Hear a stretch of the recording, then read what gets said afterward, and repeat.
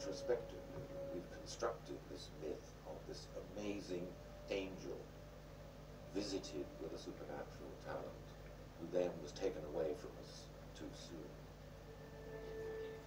The phenomenon was that. Cannot somebody come into this world and go leaving behind an unbelievable amount of beauty? It's just by chance. It cannot be by chance. Penso che la musica di Mozart è senz'altro unica perché è talmente diciamo semplice e profonda che tocca l'anima e il cuore di ogni diciamo, persona sensibile. I think Mozart is the god of music. I loved him when I was a child, and I still enjoy Mozart's music as I enjoy no others. There's something special about this man, which is irresistible.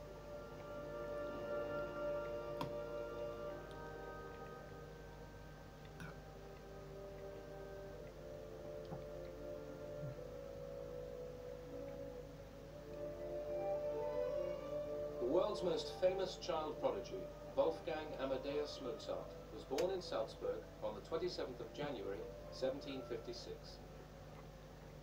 His father, Leopold, was a violinist at the court of the ruling Prince Archbishop and already had a considerable reputation as a teacher.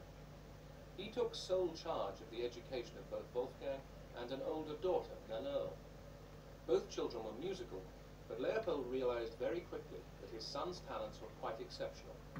Mozart's first surviving composition was written at the astonishing age of only 5.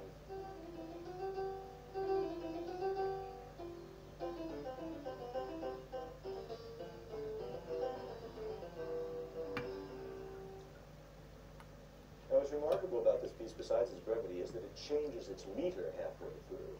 It's in triple time for a little, and then goes into duple time. It shows no kind of focus whatsoever, and yet it's not ungrammatical.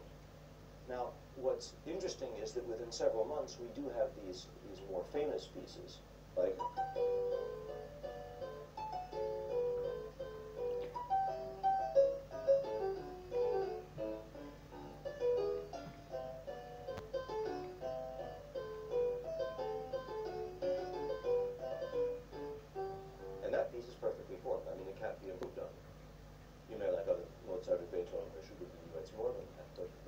exactly within the style. It has the right form, and seems to have an unerring sense of what the next harmonic move is going to be. I mean, he's utterly professional. By the time Wolfgang was 6, the pattern of his childhood was set. Leopold recognized that this phenomenal talent needed training, experience, and exposure. The family set out on a series of grand European tours in which the miracle that was Mozart and the musical profession would be properly introduced to each other. English scientists, French intellectuals, crowned heads, fellow musicians, everybody was intrigued by the limitless abilities of the miniature Mozart. The ultimate child prodigy had been born. One of the insights that researchers have had is that prodigy can't exist unless an awful lot of things happen at the same time. You have to have somebody who's very talented to begin with. You have to have parents and teachers who provide an enormous amount of support. You have to have an audience that will pay attention. You have to have somebody who's a very quick study, so he or she can learn from their experiences and so on. Not enough attention has been paid to what kind of a historical milieu you need in order for there to be the recognition of a prodigy.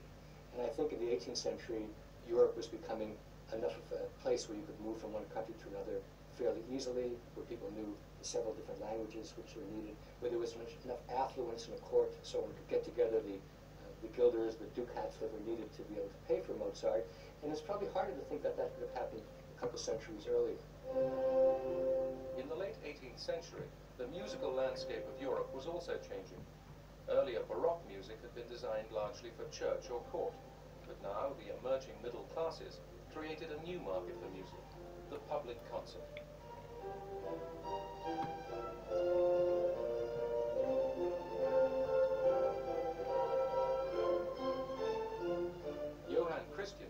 Johann Sebastian's youngest son, settled in London, Europe's leading capital for concert life. His new public audience demanded a distinctively new musical style.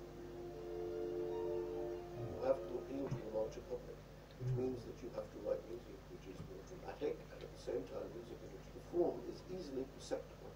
And what you get is forms in which, instead of this relatively level kind of tension that goes through a piece of Baroque music, you start at a low level of tension with a classical piece, and then you raise the tension that becomes more dramatic. Throughout Europe, Mozart became aware of this dramatic new classical language. When he finally arrived in London, the 8-year-old composer became close friends with J.C. Bach, and there wrote his first classical symphony.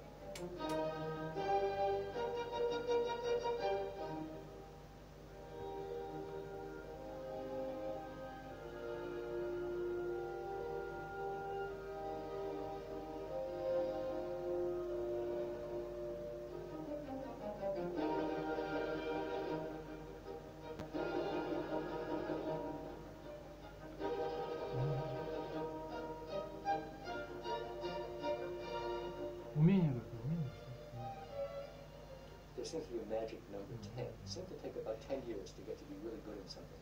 And that's independent of whether it needs to be a good writer, or a good musician, or a good mathematician, or a good dancer, or whatever. And Mozart's no exception, actually. The funny thing about Mozart is he started music when he was still in knickers, when he was 3 and 4 and 5, but I would say he became really expert by the age of 13, 14, 15. He was as good as they come in the world by the age of 25, and in the last 10 years of his life, he set the standard for the future. When Wolfgang was 14, he was ready to show the world what he was made of. Leopold knew if there was one thing that would determine his son's success as a composer, it was opera. The Italians dominated the opera house, both in Italy and in Northern Europe. This is why composers like Paisiello, Salieri are there at the top of the list, and why Mozart has such difficulty competing with them. For each of his 3 trips to Italy in the 1770s, Mozart writes some kind of opera and has it performed in Milan. The first one was Mitridate Ponto, which is an opera seria, where Mozart is really learning his trade, writing a serious opera in the grand manner.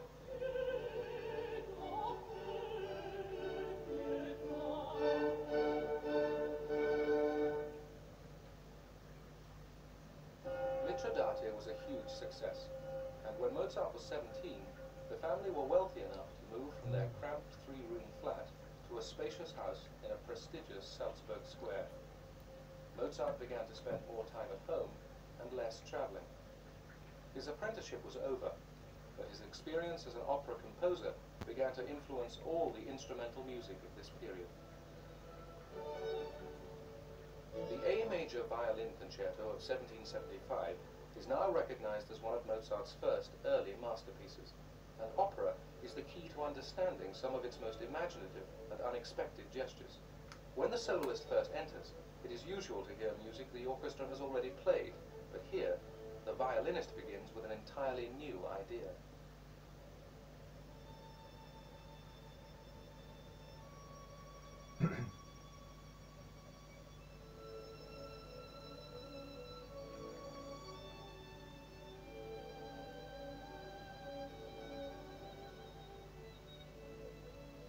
Now, of course, this in instrumental terms is really remarkable. In vocal terms and operatic terms, it's absolutely standard.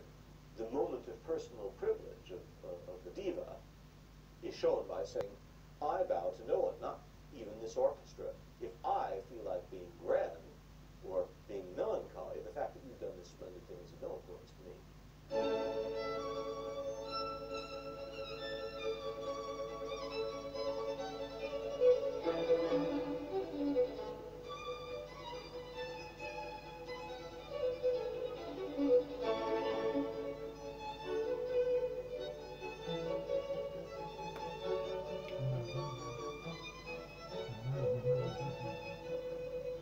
We're talking about when he's writing the violin concertos in this period of 1775.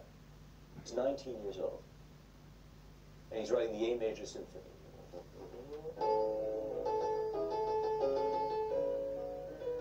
And you listen to those pieces, and you can say, for what they are, they cannot be improved. there is a slightly courtly, slightly worldly synthesis of operatic and instrumental elements. Very Italian, full of the southern sense of charm. In order for Mozart to go beyond that, his life had to be subjected to external strain. He was still, at 19, an adolescent. He hadn't fallen in love. He hadn't suffered any real trauma. For Mozart, there was certainly plenty of trouble ahead. Aged 21, he fell in love for the first time with Aloysia Weber, a 16-year-old singer who at first seemed interested, but then spurned him. And in 1778, accompanied by his mother, he set off for Paris, one of Europe's main musical capitals, where for the first time he was to encounter real personal tragedy. Mozart went to Paris because it had become clear to him and his father that he would never have a good, well-paying job in Salzburg. The idea was that Mozart should find a very good job and then bring his family to join him, and that the family should move.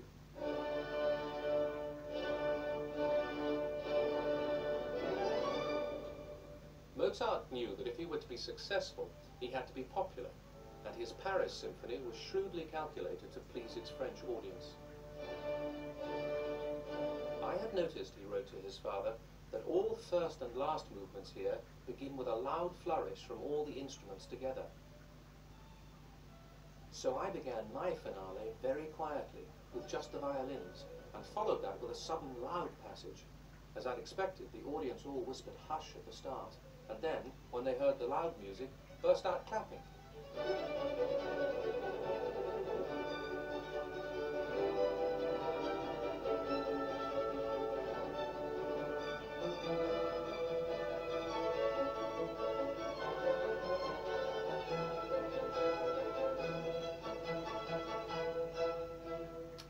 But overall, the trip was a disaster. Mozart didn't like Paris and spent far more money than he earned. Worst of all, his mother became ill, and on the very day that he wrote to his father about the symphony's success, she died. He's writing this letter about the success of his symphony, and his mother is lying dead in the next room. It's rather horrifying, actually. But in fact, the tactical thing that this 22-year-old is trying to do has nothing to what it means to him as an artist. And to me, I'm absolutely convinced that the wildness of the A minor sonata, which lashes out in a kind of rage of impotence, the maestoso at the beginning one imagines the fists really striking the instrument. And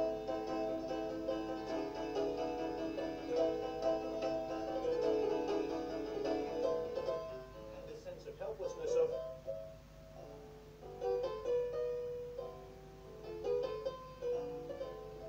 this kind of music has no counterpart in what he's done before. Now, mind you, I know many people who play the piece in much more civilized fashion, but I don't think that's the point.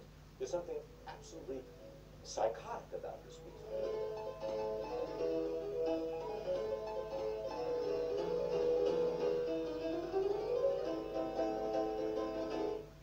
It's absolutely terrifying, these chromatic scales, these slithering things that suck him into vortex. And the last movement with its leaping sounds in the left hand that are so difficult to play, actually. There's absolutely no counterpart to those in the music of any other composer, and they can only be understood as a paroxysm of a man who's over the edge.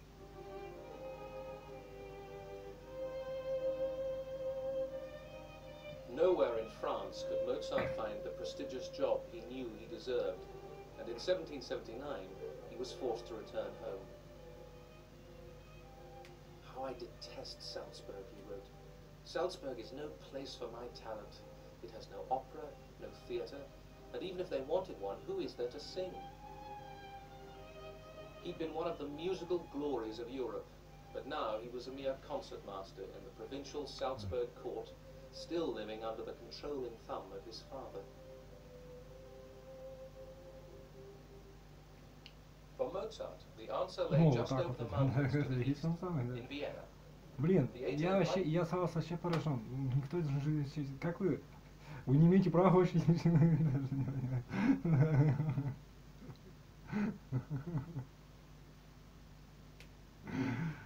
Да.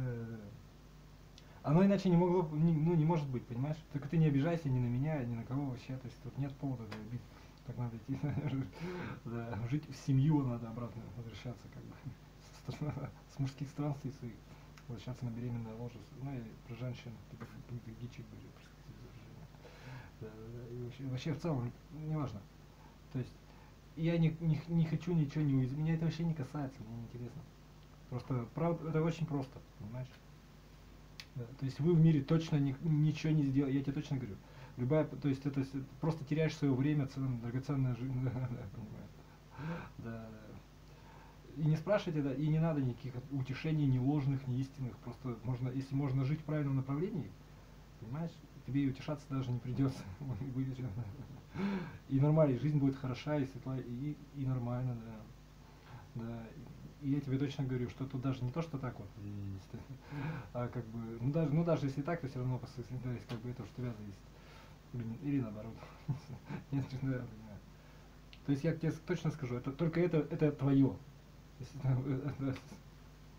Все остальное это мы, как бы легион всего вокруг тебя. А вот это твое точно. Да, понимаю. Да.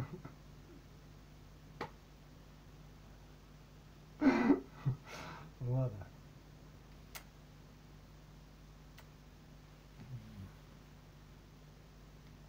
Ну да. Was leading Europe out of the dark Middle Ages into a new modern world, a world based on individual freedom and reason, rather than aristocratic power and the dictates of the church. In 1780, the great Enlightenment Emperor Joseph II took the Habsburg throne, and he led Vienna into one of the most exciting decades of its history. Die Bauernbefreiung initiiert. History, Berg throne.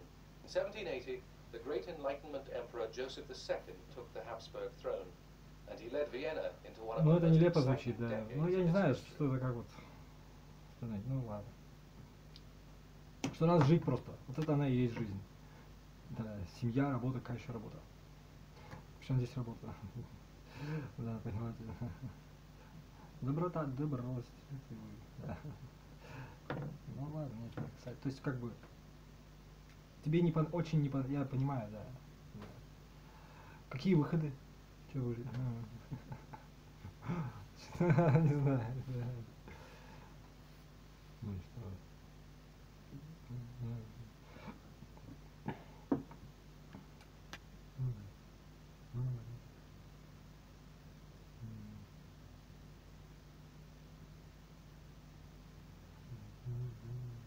Нет. Ну он о себе так думает просто, да. Да. То есть, да. То есть эта парадигма не та, что женщина это мужчина и что она на каком-то месте может что-то сделать хорошее для вообще в принципе. Я не пытаюсь ничего тут навязать или ничего сказать, просто для себя этого, да. Да, то есть, да, понимаю. Что, понимаете, господи, да. Да, это вообще ничего не касается, ты ничего не сделаешь. Просто, да, понимаю. Да, понимаю тебя, да. Да, понимаешь, да.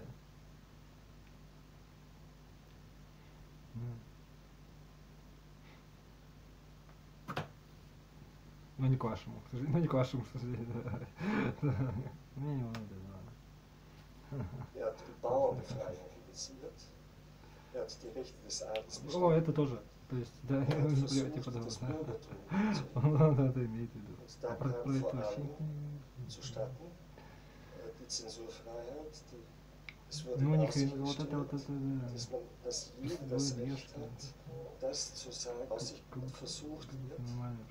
Er hat die Rechte des Adels, er hat die Bauernbefreiung initiiert, er hat die Rechte des Adels beschnitten, er hat versucht, das Bürgertum zu heben, und da kam vor allem zustatten die Zensurfreiheit, es wurde in Aussicht gestellt, dass jeder das Recht hat, das zu sagen und zu schreiben, was er denkt. Und es ist eigenartig, dass Mozart gerade in jener Monat, als diese Verordnung Gesetzeskraft bekam, im Juni 1981, endgültig sich entschließt, nach Wien zu gehen. When the 25-year-old Mozart had been summoned to Vienna as part of the Salzburg court, he'd seized his chance. Severing all ties with his former employer, he determined to go it alone in Vienna. Already when he arrived, there was a real sense of kind of ferment going on, a sense of suddenly, it's almost like when the wall came down in Eastern Europe, and suddenly there was for a moment an enormous sense that everything was possible, and people really flocked to Vienna as the most liberal, exciting, intellectually exciting, socially exciting city in Europe. This is a splendid place, wrote Mozart soon after arriving. In my opinion, the best in the world. The first thing he finds is that the people here, the aristocracy, the patrons, treat him like an equal, and that really was what he had been looking for all the time he'd been travelling throughout Europe. Everywhere he went, he knew he was better than, a far greater person. I mean, he was never a modest man. That was one of his problems. He knew he was a far more considerable person than these kind of useless aristocrats. Within a few months of his arrival, Mozart had started work on German opera, Die Entführung aus dem Serail, the abduction from the Seraglio. If you want to make it in Vienna in the 1780s, you write opera. There's no doubt about it. And if you're writing opera in the early 1780s, it has to be German opera. And there's a very particular reason for that. The emperor at the time, Joseph II, was anxious to promote opera as a national forum, a national phenomenon, a way of making a particularly German political statement. And so Joseph II had in effect thrown out the Italians from the opera house. The opera itself is what we call a singspiel, a song play. In other words, it has songs and spoken dialogue. It's not music all the way through. This was very common for German opera at the time, and very often singspiele actually have exotic oriental plots, and that's one of the issues behind Die Entführung. The plot is basically concerning a Turkish pasha and his relationships with Westerners in all sorts of interesting ways.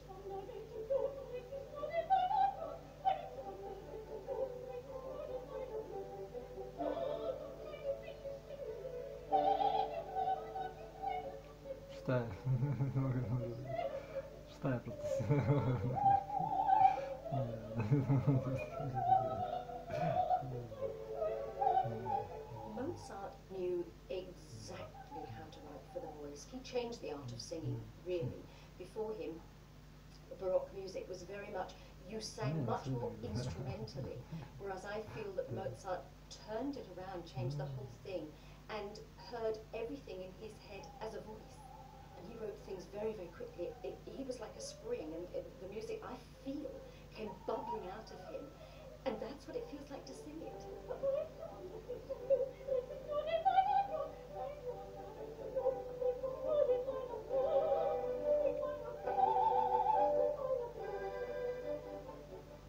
Mozart found the new liberal Vienna stimulating and sympathetic. He quickly made friends with a number of its leading cultural and intellectual figures.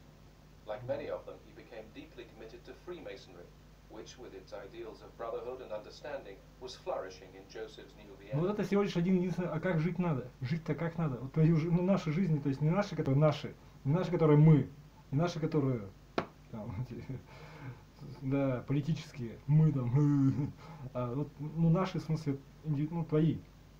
Что за бред? Вот он это имеет в виду, да. То есть, да, как, типа того. Это она себе так говорит. Женщина тоже какую-то жизнь живет, понимаешь? Я про женщин не говорю сейчас. Как бы, наверное, про них, но и в том числе. Им тоже как-то приходится жить. Наверное, приспосабливаться как-то, черт их знает, непонятно. И, как бы без умысла, я не знаю, как бы, да. Непонятно. Но им тоже надо как-то жить, короче. Да как вот жить-то? Нет, не как-то жить, в смысле, там, я имею в виду, да, вообще в целом.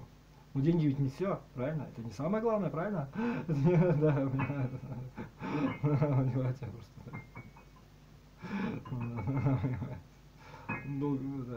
Да, и как... короче, денег нет, и другая есть, да. Ну, на себе так думаю, наверное, да.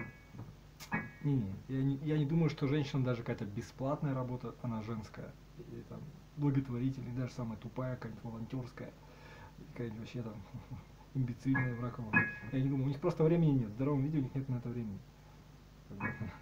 Да, то есть, как бы, да, то есть своих имбецилов вот, по полкам сочетать там и что угодно, да. Ну нет, я не шучу, я просто, да. Ну, то есть, им есть где проявить милосердие и женскость, свою женскую душу, наверное, да, как-то так, и покладистость, да, а не яшматерность, как говорится, и вообще, да. Где прожить свою женскую жизнь, каким образом, да, если какая-то, да. Положительно, да. Чисто гипотетически, чисто ну да, понимаю там тебя. Да, страшное дело. Да. Наоборот, да. Про это вообще никто не говорит, понимаешь? Кто там, да, ну я не знаю. Специалисты по отношениям, те, что я чуть-чуть там, ну как бы, ну они вроде как специалисты по отношениям или педагогики, они про это не говорят. То есть они говорят про какие-то вещи, которые, ну да, то есть, да, какие-то либо общие, либо фиг его знает. То есть, хотя они должны быть специалисты, ну, хотя вроде как. Ну ладно, они ничего не обязаны, просто как бы такого никто не говорит. Неизвестно, знают они или не знают, или им не интересно просто, или черт их знает, или непонятно. Да. И даже похоже, что они не подразумевают, что они потом скажут это когда-нибудь.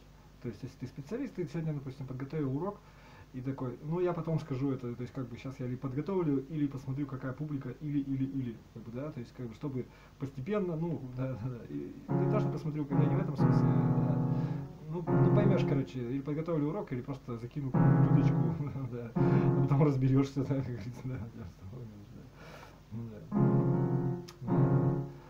ну, типа того, не похоже, короче, на это, да, то есть, ты особо не развернешься, потому что там деньги, то есть, так, что тебе надо, да. То есть никак, то есть заказа нету со стороны зрителя. На это, понимаешь? Ну а ты что, чмо что ли, как бы, с твоей стороны, что? А как оно, хорошо, а как на самом деле, вот действительно так, да, я просто понял, ну вот и все, да, понимаешь? Да, то есть, а кто еще, ну, то есть, как бы, смотри, прикольно, да, интересно, это, оказывается, всем можно жить, прикинь, просто вот, да, ну, буквально, да, без всяких страшилки. Всех мужиков запугать, всех женщин сделать смелыми,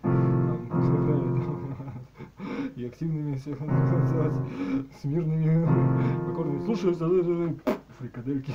Ладно,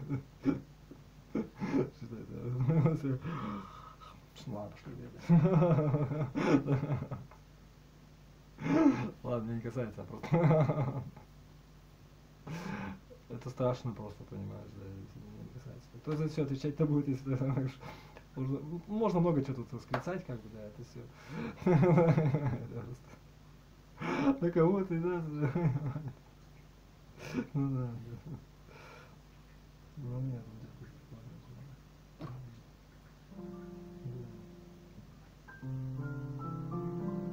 вы не умеете жить женские жизни, наверное, просто. И наоборот, слишком много умеете, из-за этого не получается женскую жизнь жить. Слишком много, наверное, мните много. Мы, мужики, как-то сомнительностью, мы умнеем, мы понимаем, что мы не самые умные. Ну, просто можно банально, на каком-то тупом уровне. Даже не обязательно тебя бить, ты такой, я самый умный, и тебя там, ты такой, может, ну ты просто обозлишься, скорее всего. Да, и все, то есть как бы, типа жизнь сама тебя научит, ты поймешь, что да, просто понял уже, да. Да, это небезопасная позиция, неуживательная точно. Потому что сегодня ты самый умный, завтра умнее тебя, да. Потому что вот ты сказал, что все, ты уже дурак. То есть ты уже не умный, короче. Но это не важно. То есть как бы поймешь. Ум это временное, это что-то временное, которое вот действительно как бы так раз, чпань, и оно как бы все, проехали, и дальше что? Проехали, и все. Так, примерно. Да.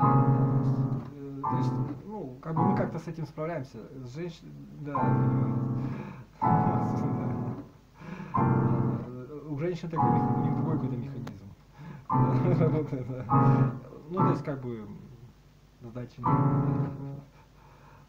счастье, наверное, эмоциональности, да. Ой, я ничего не помогу. И все, оп, и забеременела в скором времени, да. Ну, я имею в виду, кстати, не замуж тебя взял, вышла.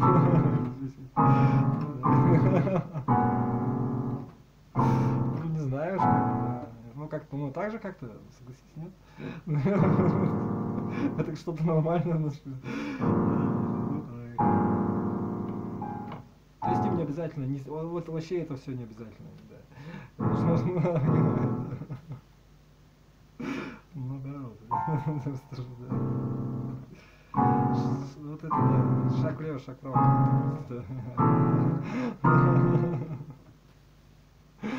Да, ладно. Меняйтесь.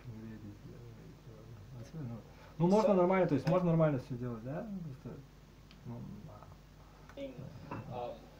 A group that Mozart himself associated with the people he knew and so on, were involved with a type of masonry which was very much more like a kind of literary academy, scientific academy, or whatever. They were concerned with Mozart himself was associated with the people he knew and so on, were involved with a type of masonry which was very much more like a kind of literary academy, scientific academy. Женщинам нужны такие вопросы, что ли? Ну да. Нет, я про мужиков знаю отчаявшихся, которые типа, а зачем жить? А женщин это просто, ну, нет такого свойства у них вообще, просто у них эмоции какие-то. А могут быть негативные, типа того, да. То есть, ну да, душа понимает. Так ради для чего? Не знаю, для чего, ну не знаю, да, как да. Чтобы было добро вокруг тебя, наверное, там, типа того, да. Для тебя, на тебя направлено или да, что-то такое, вот, да. Чтобы тебя обслуживали, да, как мебель, наверное, и любили, и нежно, да, результировали, чтобы быть одной такой особенной, там вообще, ну да. Внегласность, понимает. Че там?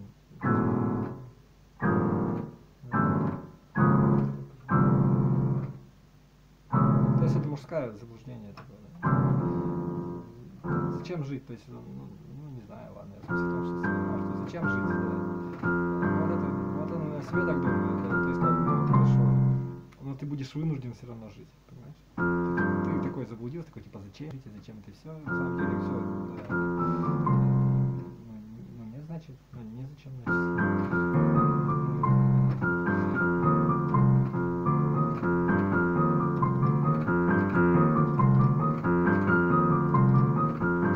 Все считай и все.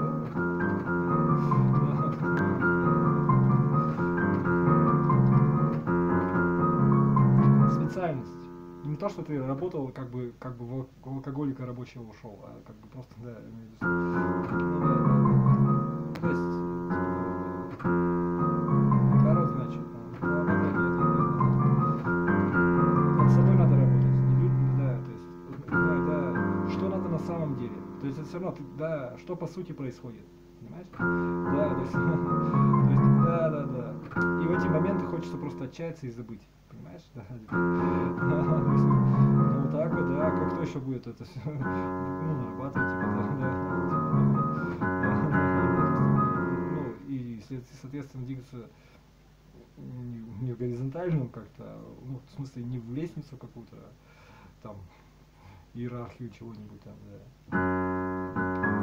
Начальство, какого начальника, там, да. Самостоятельность, самофакторизоваться, да. Ну ладно, да, ну просто что, да.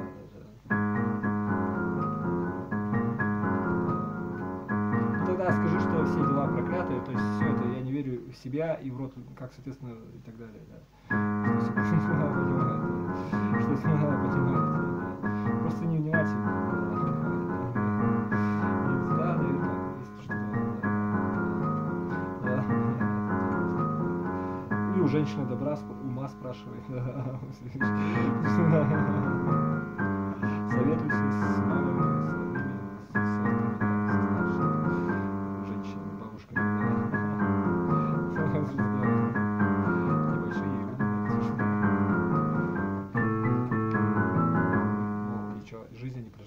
которая у них женская была. Сейчас мужская, как тебе быть мужчиной, как тебе свою мужскую жизнь прожить. Это будешь написать.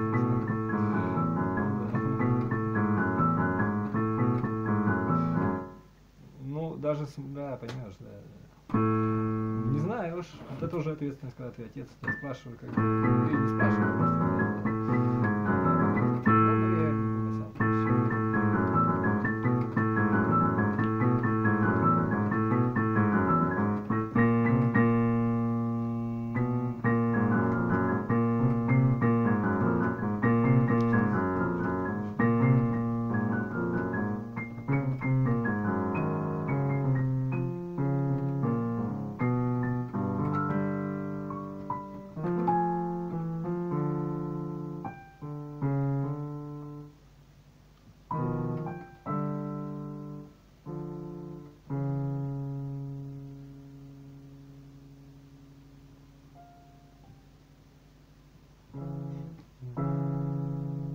Как ее прожить? Ну ладно, это что-то заумное уже. Да. Ну как-то, ну можно в общем как-то, правильно? То есть да, причем да, то есть каким-то хорошим, да, как-то лучше, чтобы. Friends and connections were extremely important. With no patron or employer, Mozart was now effectively the first freelance composer in Vienna's thriving modern economy. Чтобы лучше было тебе и всем, ну вообще просто.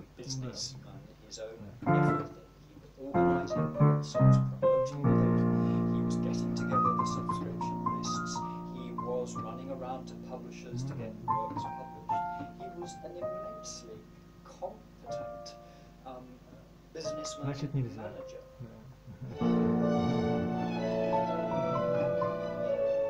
Mozart's ultimate ambition was fame, honor, and wealth. Combining his skills as composer, performer, inventor, showman, and entrepreneur, he developed something new that would bring him all three: the piano concerto.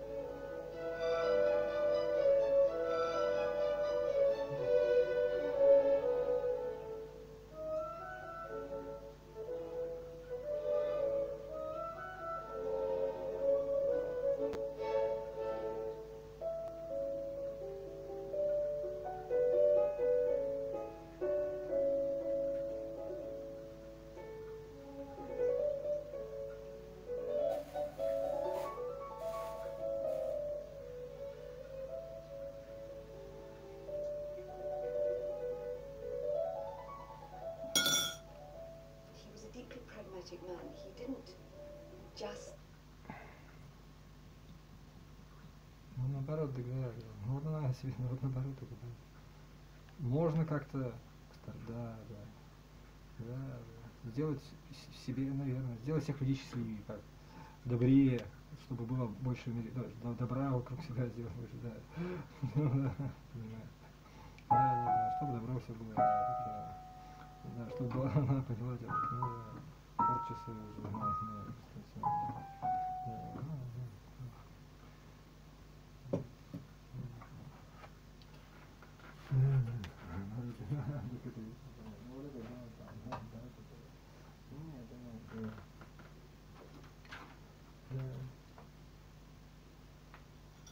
это сложно сказать.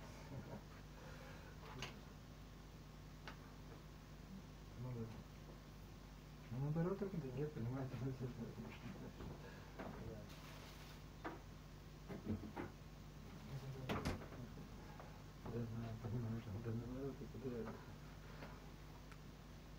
Ну вот, да. Ну, значит, это недостаточно. Любить себя, значит, или что?